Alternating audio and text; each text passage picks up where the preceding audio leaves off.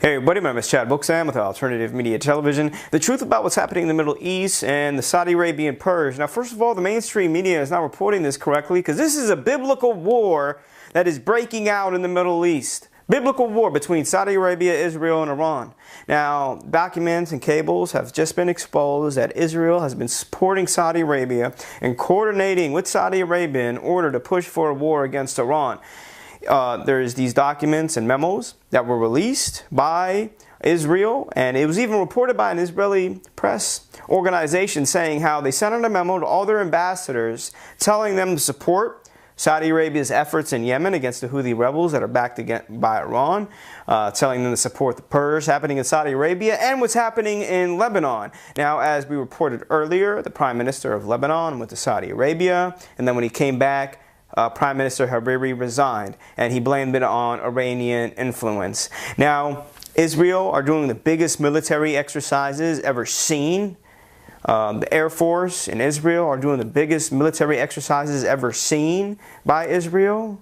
A biblical war. Saudi Arabia and Israel are working together to destroy Iran. Now, let's discuss this a little bit now. Let's discuss the purge, the Saudi Arabian purge. Saudi Arabia has sworn in several new government ministers to replace just a few of the more than a dozen who have been arrested over the weekend. Saudi Arabia's most high-profile princes and businessmen swept up in an anti-corruption probe. At least 38 former, current, and deputy ministers now under arrest, accused of corruption. And let's talk specifically about this consolidation of power, because the question seems to be, what does the Crown Prince do with that power now? Now, first of all, why did they do this purge? One of two things. And as we pinpointed here, the ballistic missile that was shot from Yemen, Saudi Arabia was going to blame it on Iran. Now, the Houthi rebels who are backed by Iran did claim responsibility, but the Saudi Arabian purge happened right after this ballistic missile launch. So one or two things happened. Either Saudi Arabia used this ballistic missile attack to begin their purge, or they took a little chapter out of the New World Order playbook, implemented some radical Islamic groups in Yemen in order to launch this ballistic missile attack. A false flag was committed to begin their Saudi Arabian purge.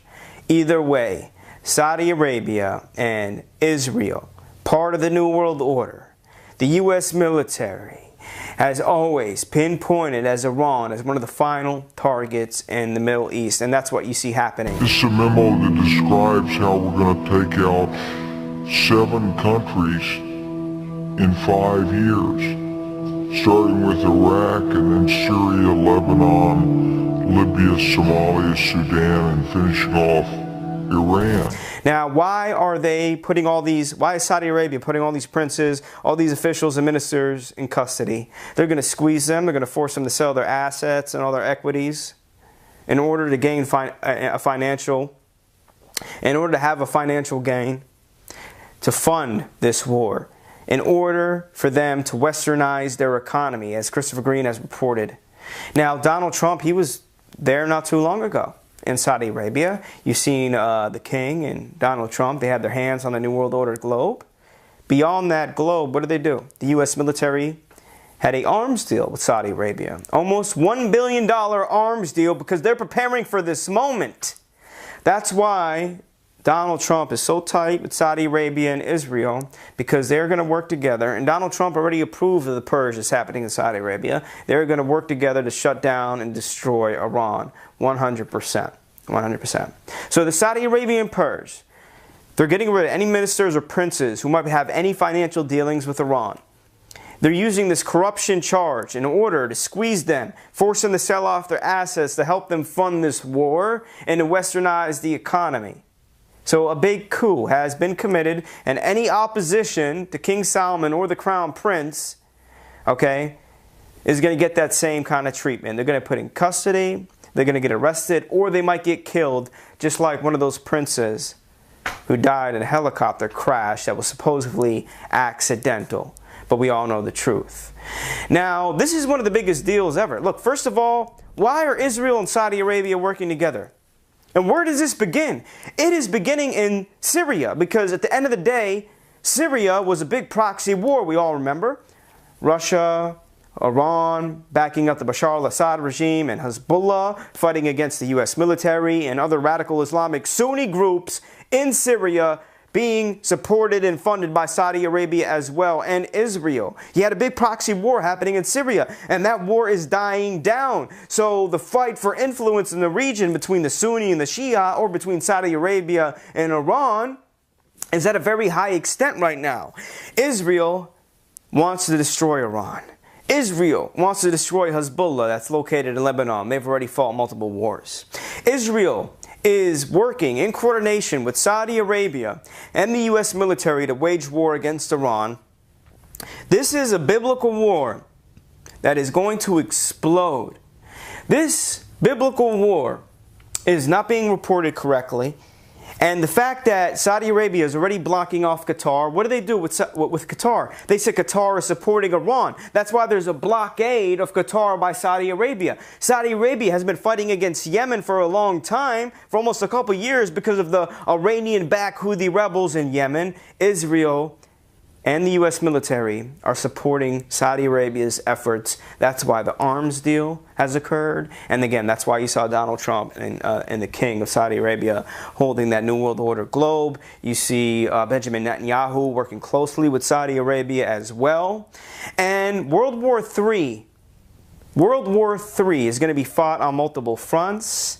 And as I reported previously, Israel is going to be one of the primary leaders of World War III in the Middle East, and Saudi Arabia is backing them as well. Now, what do you see happening in Asia? Donald Trump's in Asia right now, and he's kind of talking nice about North Korea right now, because Donald Trump, tomorrow, he's going to go visit China. So he wants to have his negotiation tactics on the table. So he basically stated that he wants more diplomacy with North Korea. But we know what that means. That's just a card that he's playing, because tomorrow he's going to go and see the leader of China, and they're going to try to negotiate or get China. Trump's going to try to get China to pressure North Korea to stop what they're doing. But North Korea, I guarantee you, is either not going to listen, or the U.S. military is going to ensure that a false flag is committed.